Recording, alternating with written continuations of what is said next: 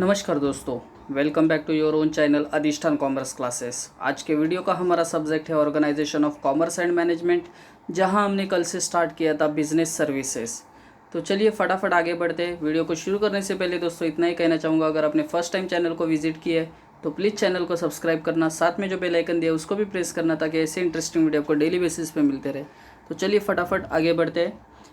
देखिए, कल हमने सर्विसेज किया था, meaning, definition, features of services. Then हम लोग आए थे बिजनेस सर्विसेज पे, जहां हमने टाइप्स ऑफ बिजनेस सर्विसेज देखा था, जहां 5 टाइप के बिजनेस सर्विसेज दिए थे हमें: communication, transport, insurance, warehousing and most important that is the banking. So आज हम लोग शुरू करने वाले हैं banking services. Banking, the term bank comes from the French word banco, which means a bench. In earlier days, moneylender used to display coins of a different currencies in a big heaps or benches or tables for the purpose of lending or exchanging. So banking ये जो word है, देखिए यहाँ French भाषा से आया हुआ word है बैंको, जिसका मतलब था बेंच। पुराने ज़माने में क्या होता था, जो भी मनी लेंडर्स होते थे वो एक बेंच पे से जो भी मनी है वो लेके बैठते थे, करेंसीज इन अ बिग हिप्स और बेंचेस और tables for the purpose of lending और exchanging.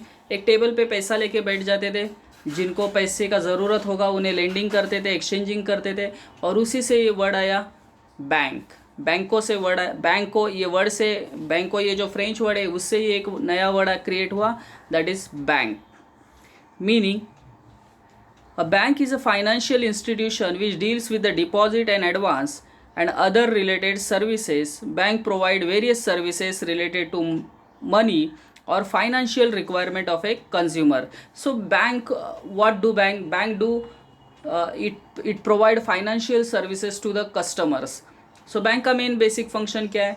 They accept the deposits from the public and giving loans and advances. मतलब लोगों से डिपॉजिट्स के थ्रू पैसा लेना, और जो नीडी पर्सन से, ज़रूरतमंद पर्सन से या इंस्टीट्यूशन से उन्हें लोन देना, ये बैंक का बेसिक फंक्शन होता है। As per the Indian Banking Regulation Act 1949, banking company means a company which transact the business of banking in India. So Indian Banking Regulation Act 1949 क्या बोल रहा है? Any company which transact the banking business in India. So कोई भी ऐसा institute जो banking का business करता है वो क्या है? बैंक है। And the word banking has been defined as accepting for the purpose of lending or investment of deposits of money from the public, repayable on demand otherwise, and withdrawable by check, draft and order or otherwise. So banking क्या है? Banking means bank क्या करती है? They accept the deposits from the public for a lending purpose or investment purpose of deposits of money from public, repayable on demand. देखिए, जब हम लोग bank में डिपॉजिट करते हैं तो बैंक हमें जब भी पैसा लगेगा, हम लोग बैंक में जाते हैं तो बैंक हमें तुरंत पे करती है। रीपेएबल ऑन ए डिमांड और otherwise, and withdrawable by cheque, draft and order और अदरवाइज। तो किसी भी प्रकार से हम लोग फंड्स को क्या कर सकते हैं? विड्रॉ कर सकते हैं, by cheque, by draft, order, pay order होगा, मनी पे ऑर्डर होगा, और otherwise. So that is the basic meaning of the banking. Types of banks. There are several types of banks are as follows: central bank, commercial bank, cooperative banks, development banks, exchange bank, regional rural banks, saving bank, investment bank and specialized banks. So एक एक हम लोग देखेंगे। Central bank क्या होता है? Central bank. The central bank is the apex financial institution in banking industry in the country. So the word, ये जहाँ यहाँ जो वर्ड है एपेक्स, एपेक्स मीन्स सर्वोच्च बैंक है ये देश का हमारे। The central bank is the apex financial institution in banking industry in the country. Every country has its their own central bank. देखिए, हर एक देश का अपना एक सेंट्रल बैंक होता है। जैसे इंडिया का है reserve Bank of India. The reserve Bank of India is a central bank. RBI was established in 1949 under the Reserve Bank of India Act 1944. So 1945 में रिजर्व बैंक का इस्टेब्लिशमेंट किया गया है according to Reserve Bank of India Act 1944। Some function of RBI are as follows. देखिए RBI का काम क्या होता है, मॉनेटरी पॉलिसी बनाना, then issue of currency notes, act as a bankers to the government, act as a bankers to other commercial bank and other banks in India. These are the functions of central bank. So central bank वो bank होती है जो हमारे देश की सर्वोच्च bank होती है। जैसे हमारे देश में Reserve Bank of India is the apex financial institution. ये क्या काम करती है, मॉनेटरी पॉलिसी बनाती है, करेंसी नोट्स इशू करती है, it act as a banker to the government and act as a banker to the other commercial banks and other banks in India. आगे जाते हैं, central commercial banks.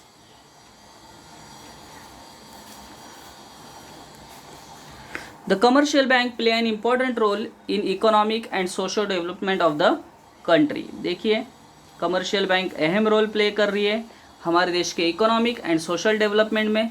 Commercial bank perform important function सच as primary function. देखिए commercial bank के दो तरीके के function होता है, उसमें first primary function accepting of deposits and lending of money, and secondary function that is the agency function and utility function. In India the commercial bank are divided into 3 groups. So bank perform 2 types of function, primary function and secondary functions. Primary function है accepting deposits and lending a money, and secondary function है agency function and utility function. In India commercial banks are divided into 3 parts, 3 groups. First है public sector banks where majority of the capital is held by government. So most of the जो public sector banks है उसका ज़्यादा से ज़्यादा capital government के पास होता है। सच एस, तो ऐसा कौन सा बैंक है, bank of India, state bank of India. Second private sector banks, first हुआ था public sector, private sector bank का एग्जाम्पल उन्होंने दिया है Axis bank, HDFC bank. Then third है फॉरेन बैंक्स। तो 3 टाइप हुआ, public sector, private sector, foreign banks. Those banks which established outside India, देखिए ये बैंक एस्टाब्लिश तो आउटसाइड इंडिया हुआ है, but these banks have branches in India such as city bank, HSBC, Standard Chartered are the examples of foreign banks. So commercial banks are divided into 3 parts, that is public sector, private sector and foreign banks. Third type, cooperative banks. In India, cooperative banks are registered under the Indian Cooperative Societies Act and regulated under the Banking Regulation Act. So cooperative banks जो है वो registered होती है under Indian cooperative societies act, but इसका जो पूरा काम है वो किस तरीके से चलता है, according to banking regulation act. So registered होते इंडियन कोऑपरेटिव सोसाइटीज़ एक्ट में, बट जो पूरा रेगुलेशन है वो अंडर बैंकिंग रेगुलेशन एक्ट चलता है। Cooperative banks are popular in semi urban area and rural area. So this type of banks are more popular in semi-urban area and rural area. The main aim of cooperative bank is to provide credit facilities or credit to economically backward people. So देखिए इनका main function क्या है, credit to economically backward people, farmers and small scale unit जो है, छोटा industry जो है, उन्हें लोन्स प्रोवाइड करना, ये इनका मेन फंक्शन है.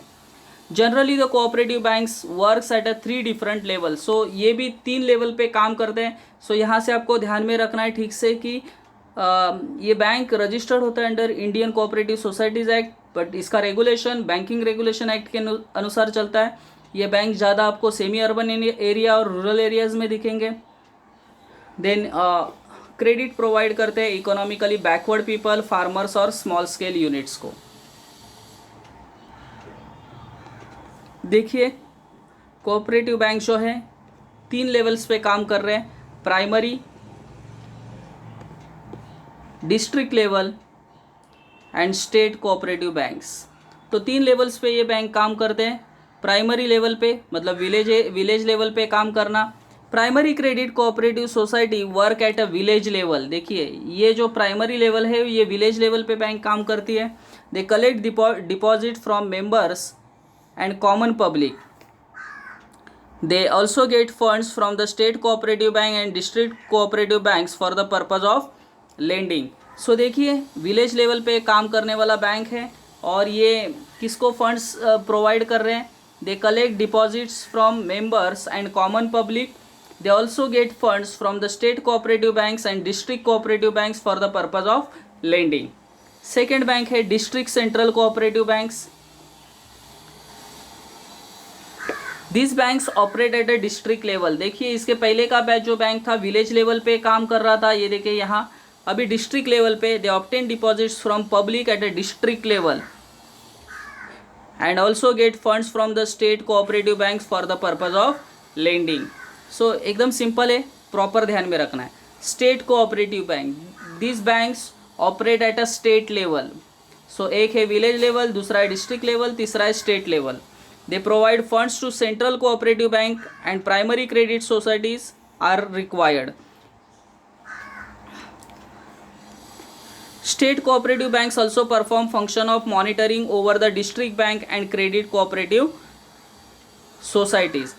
So जो basic दो primary credit societies and district central cooperative banks हैं, इन पे कंट्रोल करने का काम किसका होता है? स्टेट कोऑपरेटिव बैंक्स का।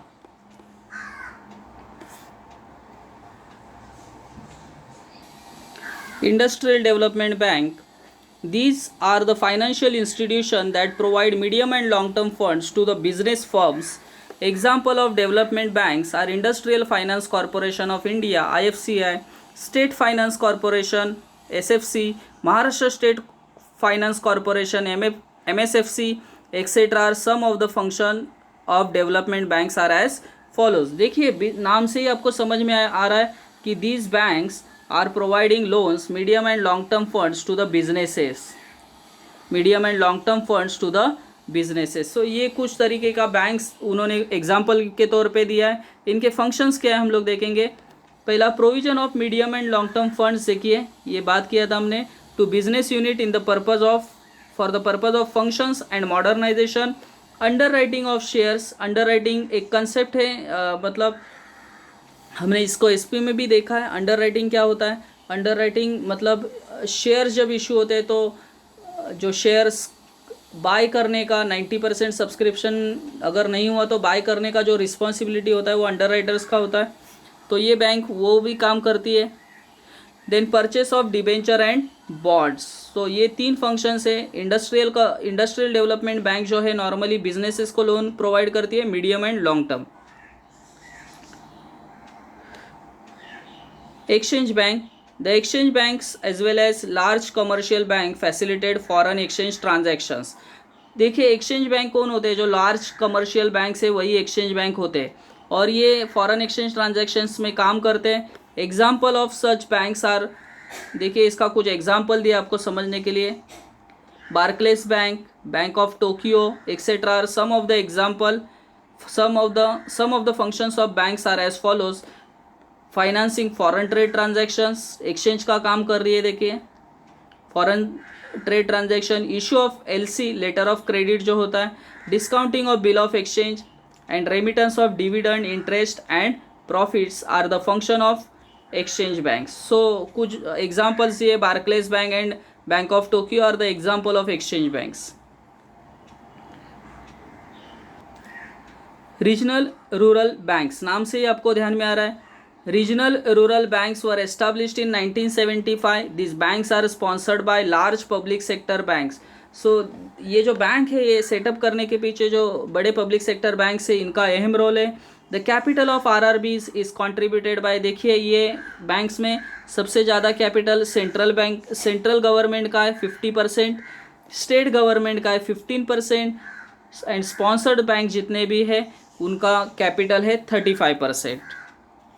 RRBs mobilize primary from rural and semi-urban areas and provide loans and advances mostly to small and marginal farmers. So RRB नाम से regional rural banks, rural areas में काम करने वाले ये बैंक्स है, तो मोस्ट ऑफ द ये फार्मर्स को लोन्स वगैरह प्रोवाइड करते हैं। एग्रीकल्चरल लेबरर्स को लोन देना या उनसे डिपॉजिट एक्सेप्ट करना ये इनका काम होता है। रूरल आर्टिशियंस जो है उनको लोन्स देना ये इनका काम होता है, RRBs.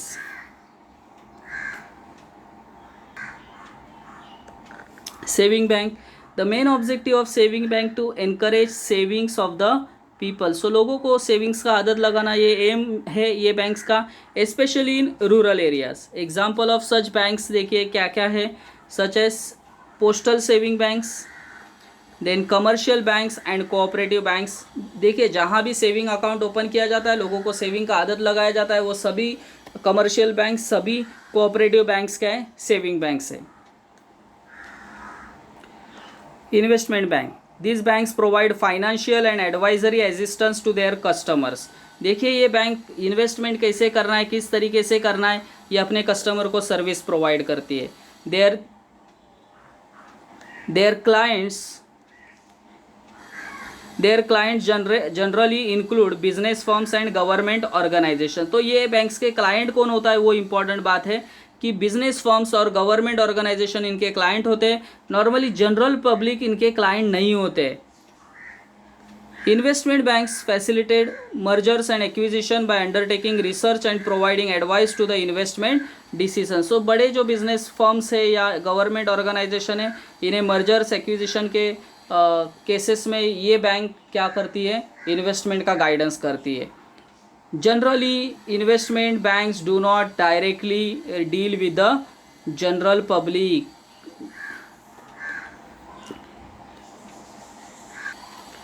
Specialized banks, these banks cater to requirement and provide overall support for setting up business in a specific areas. That is, specific areas में जिन्हें business setup करना है उनको ये banks help करती है।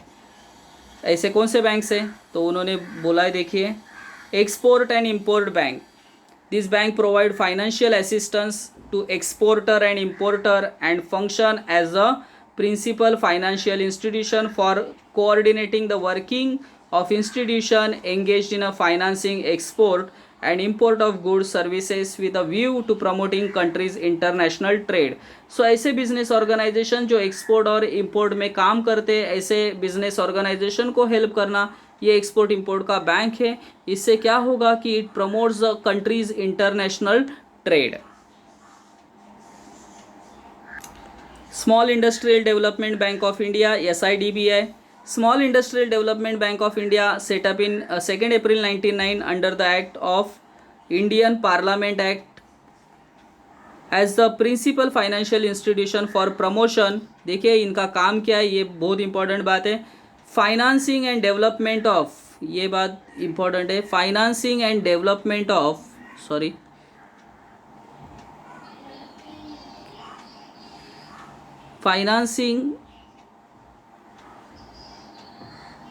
financing and development of micro, small, medium enterprise sector as well as coordination of functions of institution engage in a similar activity। तो छोटे जो बिजनेसेस है उन्हें हेल्प करना। देखिए नाम में ही इसके small industrial development bank of India, जो MSME सेक्टर जो है उनको हेल्प करना ये बैंक का काम है। National bank for agricultural and rural development, NABARD, it is an apex institution for financing agriculture and rural sector. देखिए जो नाबार्ड का जो मेन काम है वो एग्रीकल्चर सेक्टर में है, रूरल सेक्टर में है। NABARD provide both short term and long term credits, दोनों तरीके का क्रेडिट ये प्रोवाइड करते हैं, short term and long term credit through regional RRBs जो हमने देखा था, रीजनल रूरल बैंक्स के थ्रू ये फार्मर्स को short term and long term loans provide करते हैं। It is concerned with the policy planning and operating relating to agricultural credit and credit for other activity in rural area. It provide finance to financial institution and not to the individual। मतलब नाबार्ड जो है वो, देखिए यहाँ जो last line बोला, it provide finance to financial institution, मतलब ये जो लोन्स है ये खुद नहीं देते नाबार्ड, ये RRBs के थ्रू जो रूरल सेक्टर में, रूरल एरियाज़ में जो बैंक्स काम कर रहे हैं उनके थ्रू ये फार्मर्स को लोन वगैरह देती है नाबार्ड, जो जिनका मेन अहम रोल फार्मिंग के सेक्टर में है।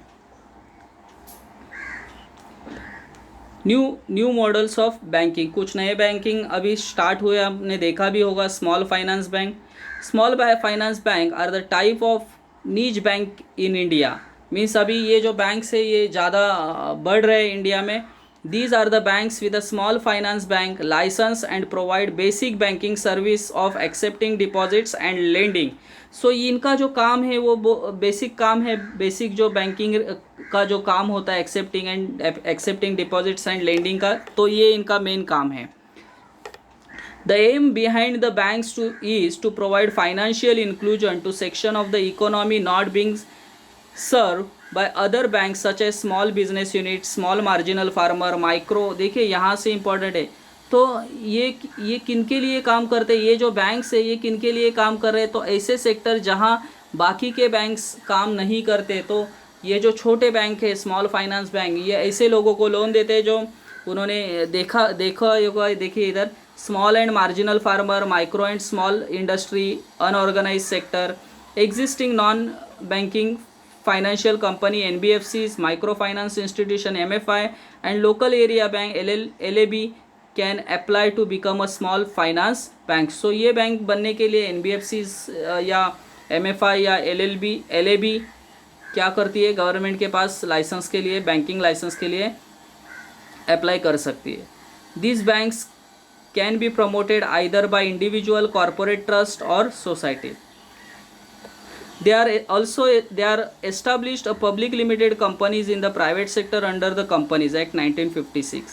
They are governed by the provision of Reserve Bank of India Act 1934, Banking Regulation Act 1949. There is no territorial restriction for these banks. They were set up with the twin objective of providing institutional mechanism for promoting rural and semi-urban savings and for providing credit for viable economic activity in the local areas. So पूरा जो small finance bank ये ऐसा bank है जो बाकी के bank जिस sector में काम नहीं करते, स्मॉल फार्मर्स को लोन देना या जो भी छोटे बिजनेसेस है उसको लोन देना, तो ये बैंक उसके लिए काम करती है। Objective of small finance bank, provision of saving for, यहाँ देखिए, provision of saving for अनसर्व or undeserved section of the population and supply of credit to small business units, small marginal farmer, micro and small industry and other unorganized sector।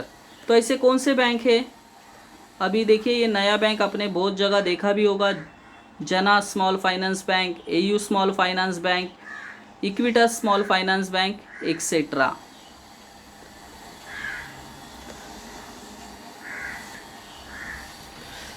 Then payment bank, it is a new model of banking. It is conceptualized by the Reserve Bank of India.